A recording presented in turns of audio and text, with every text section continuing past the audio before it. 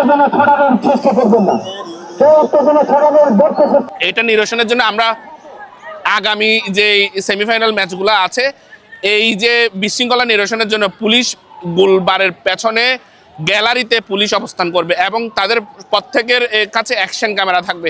এই অ্যাকশন ক্যামেরার দ্বারা যারা বিশৃঙ্খলা করার চেষ্টা করবে তাদেরকে ধারণ করা হবে অ্যাকশন ক্যামেরার মাধ্যমে। আমরা মোটামুটি আজকে আবার আমাদের মিটিং আছে, আইনশৃঙ্খলা কমিটির মিটিং।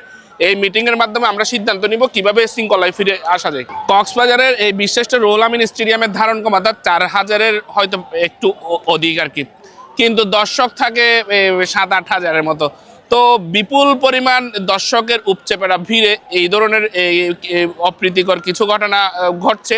আমরা আইনশৃঙ্খলা কমিটির মাধ্যমে সিদ্ধান্ত নিব কিভাবে সব ধরনের সমাধান করা যায়। আমরা চাচ্ছি রাস্তাগুলা সেমিফাইনালের সময় রাস্তাগুলা ব্লক করে দিয়ে প্রজেক্টরের ব্যবস্থা করব এবং 2টার নাগাদ টিকিট বিক্রি করবে। শুধু 2 থেকে 3000 মানুষের কাছে টিকিটগুলো যাবে যারা কিনবে।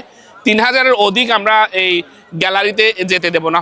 এবং আমরা বিশেষত পুরা স্টেডিয়ামের আশেপাশে আইনশৃঙ্খলা বাহিনী থেকে শুরু করে আমাদের আইনশৃঙ্খলা কমিটির প্রত্যেকটা সদস্য তারা ড্রেস আপের মাধ্যমে সেখানে উপস্থিত থেকে শৃঙ্খলা ফেরানোর কাজে ব্যস্ত থাকবে। তাদের প্রতি অবশ্যই বার্তা এইটাই বলবো, আমরা কক্সবাজার জেলা সম্প্রীতির জেলা, সারা বাংলাদেশে জানে কক্সবাজারের একটি সম্প্রীতি আছে।